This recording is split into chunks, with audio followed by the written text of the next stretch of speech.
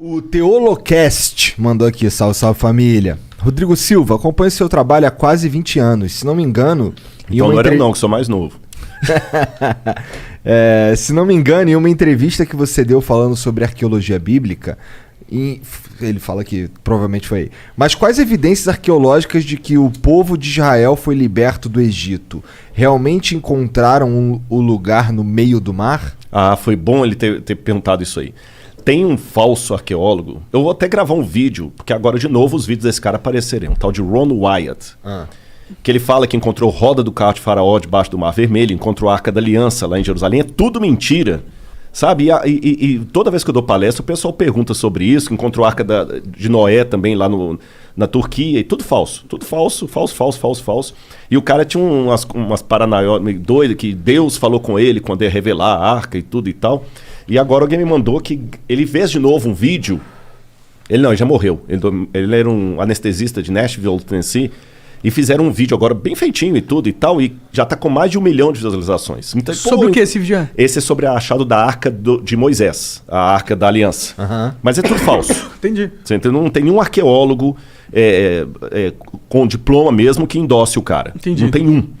Bom, então, isso aí tudo é falso. Esquece esse negócio de roda de carro. Eu tive no Eiba, no lugar lá. Eu sei que é tudo falso, os lugares que ele fala. Lá em Nueiba tem uma coluna levantada lá que ele fala que foi Salomão que ergueu para marcar o lugar da travessia.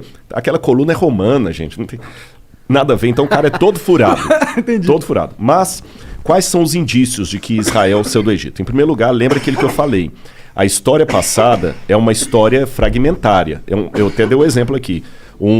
Como se fosse um quebra-cabeças de 10 mil peças. Faltou no monte, faltou na maioria. Então, assim, não é só história, arqueologia bíblica, não. Isso vale para a arqueologia da Grécia, arqueologia de Roma.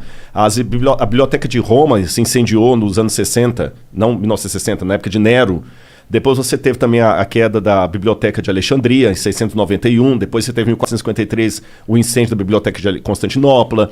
Muita coisa se perdeu. Então a gente tem um monte de fragmento que a gente completa com coisas que fazem sentido. Fazem sentido. E bingo, é isso aí, Igor. Então algumas coisas que fazem sentido. Em primeiro lugar, eu desloco o êxodo da época de Ramsés e coloco na época de Tutmosis, na 18ª dinastia. Eu sei que o desenho da Disney... aliás, foi até uma crítica que eu fiz na Record lá e eles aceitaram que na novela Os 10 Mandamentos o faraó era o Ramsés. Eu falei, tá errado. Cronologicamente falando, o faraó tem que ser alguém da 18ª dinastia. Então é lá que eu tenho que buscar as evidências do êxodo. E quando eu vou na 18ª dinastia, eu encontro um monte de coisa. Em primeiro lugar, você tem uma rainha, filha do faraó, chamada Hatshepsut. E nessa época que ela estava ali, o pai dela era Tutmosis II. Tá bom? Tutmosis II. Eles tinham muitos escravos asiáticos, porque os egípcios tinham expulsado do país os Ixos, que eram semitas, e os outros semitas, claro, eles escravizaram.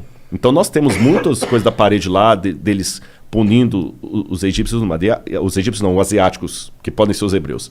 E a Hatshepsut, quando ela queria ter um filho dela no poder, no trono, mas ela nunca teve. Então tudo indica que ela adotou uma criança. E a Hatshepsut, ela até se proclamou faraó para não deixar que o filho do marido com a amante assumisse o poder. Quando esse filho do marido assumiu o poder, que para mim é o Tutmosis III e é o faraó do Êxodo, ele assume, a primeira coisa que ele faz é escravizar os asiáticos. Você tem paredes lá mostrando assim, façam mais tijolos, igual a Bíblia apresenta e tudo mais. Aí, curioso, que quando você vai na tumba dele, você descobre algumas coisas curiosas. Daqui a pouco eu vou lembrar o ano que a tumba foi descoberta. Ela tem na parede o Amduat, que é a oração que o egípcio faz para as passagens da alma no mundo dos mortos, no barco solar, até Osíris e voltar. Na 12ª oração da Amduat, tem uma oração de Tutmosis assim, que aqueles que morreram com ele na grande inundação e não tiveram oportunidade de ser mumificados, que tenham o seu corpo preservado. Porque eles morreram na grande inundação por seguirem a sua carne. Estranho, né? Não tem inundação no Egito, não chove. Não chove, só chove lá em Alexandria, mas aqui embaixo não chove. Que inundação é essa? Uma inundação que matou o exército de Faraó e está registrado isso lá. Outra coisa curiosa é que quando descobriram Loré, que descobriu a tumba dele, quando abriram, o sujeito que está mumificado ali não pode ser o Tutmosis, porque ele morreu com 60 e poucos anos, e o sujeito que está ali tem 20 e poucos anos. Alguém foi colocado no sarcófago no lugar dele. Entendi. Dá a entender que a múmia dele morreu, talvez, naquela afogamento que tem ali. Uau! Não pode ser o Êxodo? Aí você tem o papiro de Pulver. O papiro de Pulver, esse livrinho meu, Escavão da Verdade, eu vou mostrar para vocês. Eu fiz uma tradução do papiro de Pulver. O papiro de Pulver, que hoje está na biblioteca de Leiden, na Holanda, ele traz uma coisa muito interessante que parecem ser as pragas do Egito. O papiro de Pulver, ele conta aqui... inclusive isso aqui é a parte do Tutmosis, do cara batendo nos escravos que eu falei.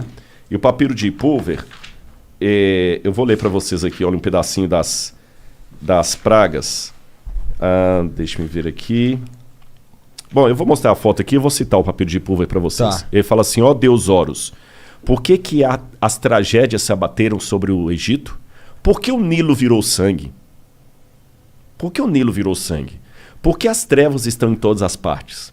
Por que os animais estão morrendo no campo sem que ninguém os recolha? Isso está no papiro. Está no papiro. Por que os filhos dos nobres estão morrendo de causa inesperada?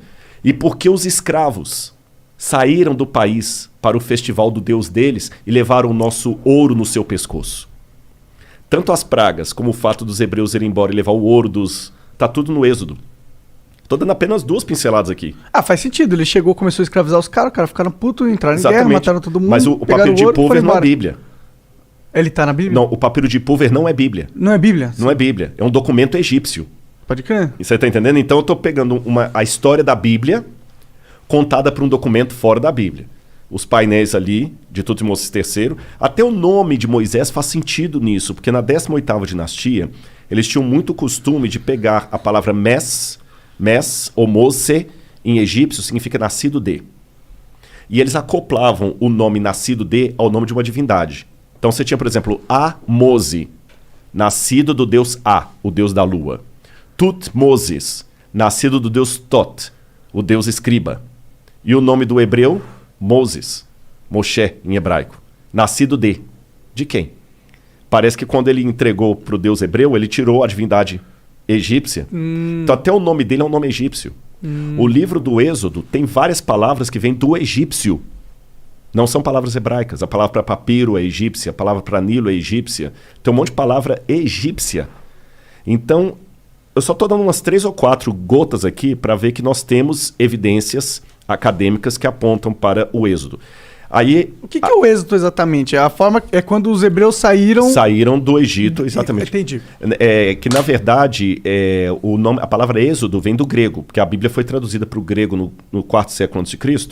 Então, Exodos, Rodós é caminho, rodoviária, roda, rodovia. Ex, saído de. Ex-Rodós, Exodus, caminho afora. Aí acabaram dando nomes gregos para os livros da Bíblia. Por isso que veio o nome Êxodo. Agora aqui eu quero apresentar para quem está nos ouvindo uma diferença. Pode ser que alguém tenha um professor de história e fale assim, esse Rodrigo está louco. Ele está louco. Mas só que tem uma diferença. Eu tenho muitos nomes da academia que concordam com o que eu estou falando. Da historicidade. Por que ele ia achar que você está louco? Eles são necessariamente crente? São. Muitos. Por que eu estou colocando isso? Por que o Ron Wyatt não merece o mesmo... Porque você não tem nenhum acadêmico com doutorado, que dá aula, que faz pesquisa, que fala o Ron Wyatt está correto.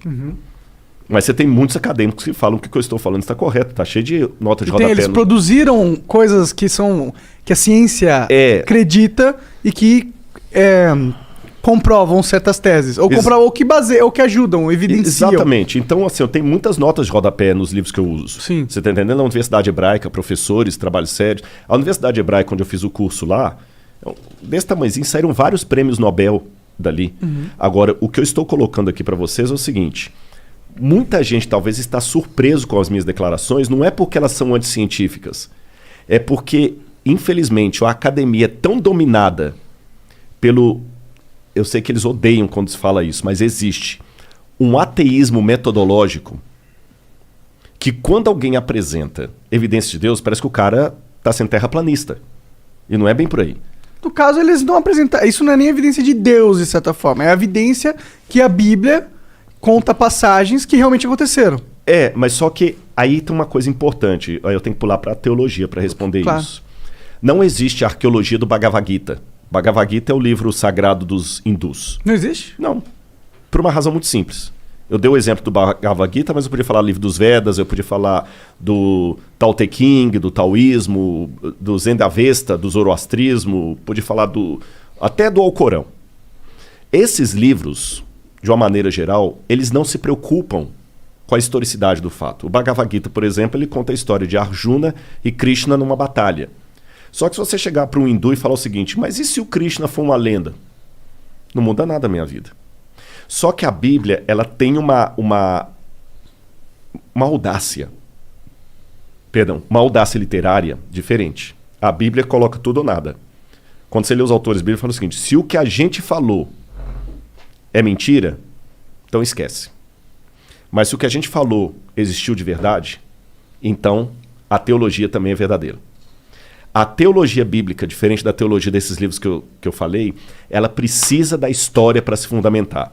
É como se o Deus da Bíblia falasse assim, olha, a prova que eu dou de que o que eu estou falando existe é que a história que eu estou contando nesse livro aconteceu e ela registra os meus atos na história do povo de Israel. Entendeu?